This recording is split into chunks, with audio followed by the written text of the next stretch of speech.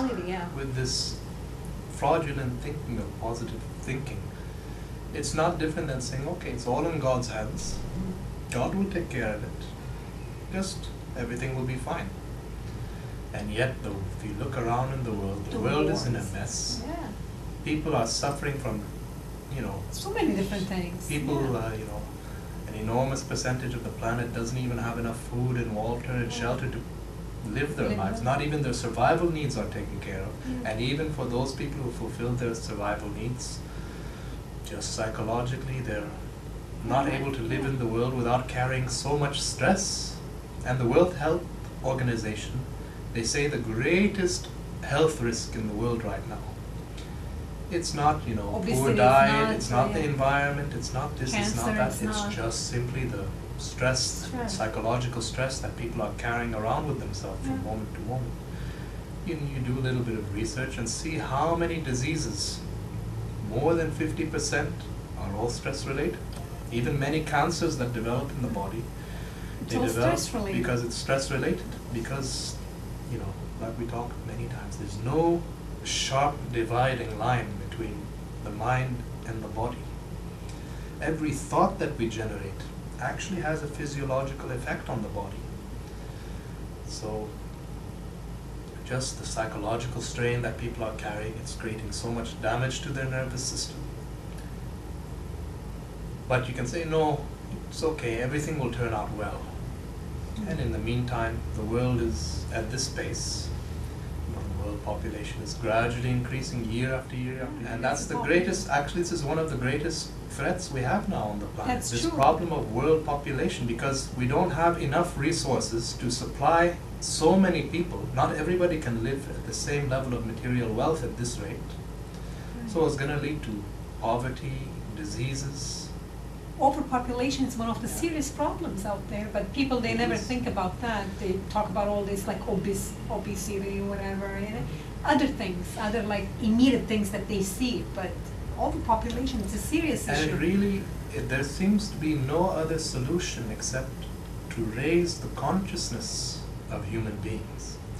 Because if we just fix ourselves, now we don't even have to think about changing the world. The world will society will transform by itself. We don't even have to touch it.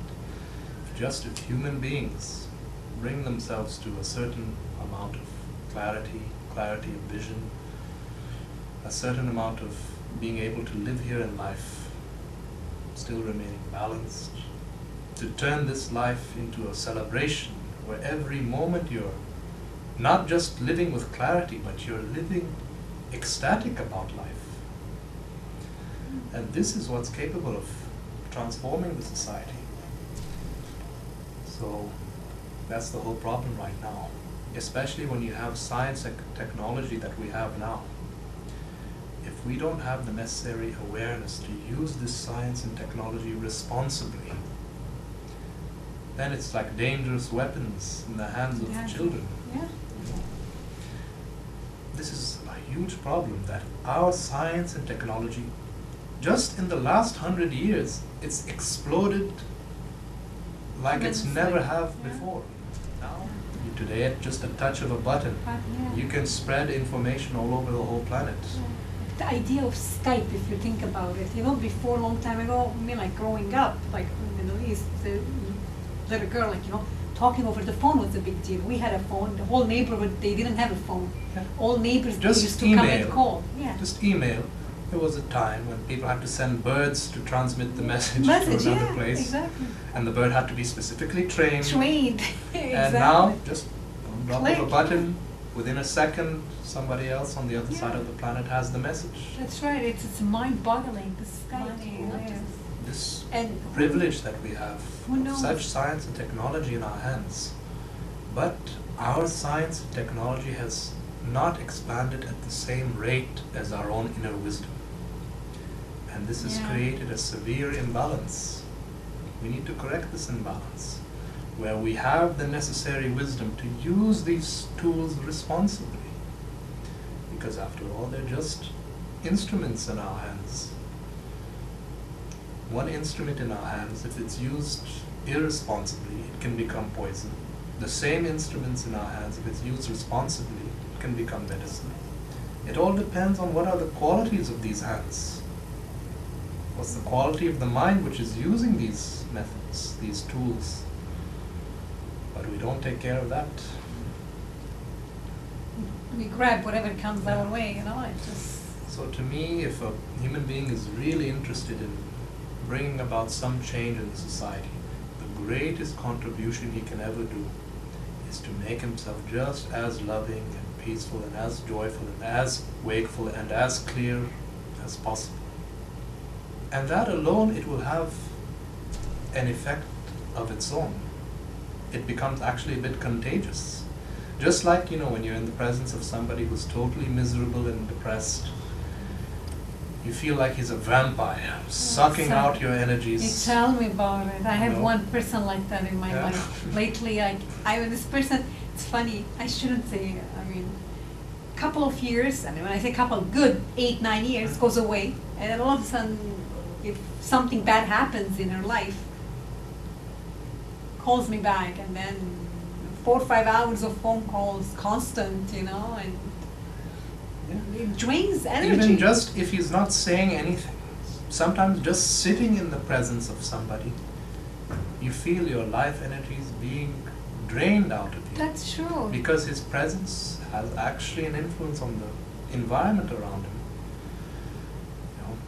Even scientifically it's true.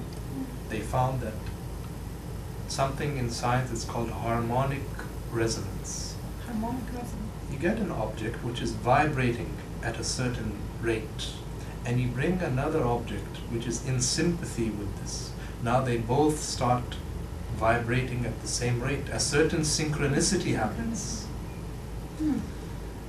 So, similarly, the stress we're carrying around, the suffering that we're carrying around, just as that is contagious, our joy and our love and our compassion can be equally contagious.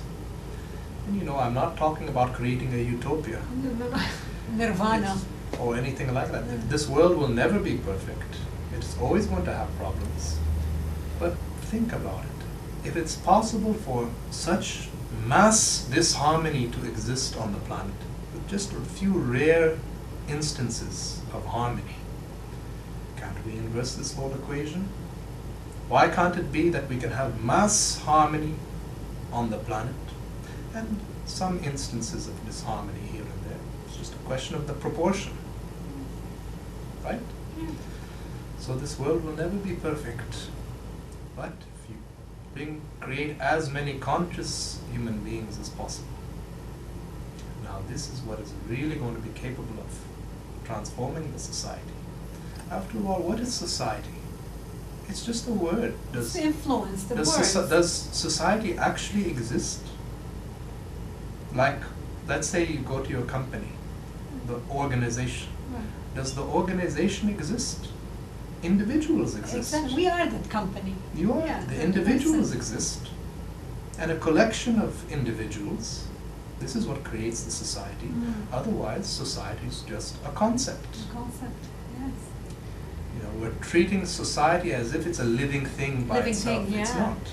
It has no life. It's just a side effect of a collection of individual minds living together and working together. This is what creates the society.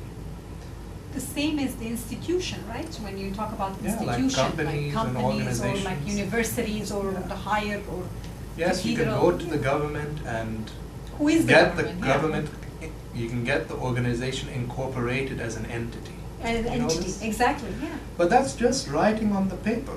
The legal things, Exactly. on paper, how they look, present Just themselves. writing on the paper, the Mm. legal procedures that you go through, that's all that it is. Otherwise, it's just simply a concept.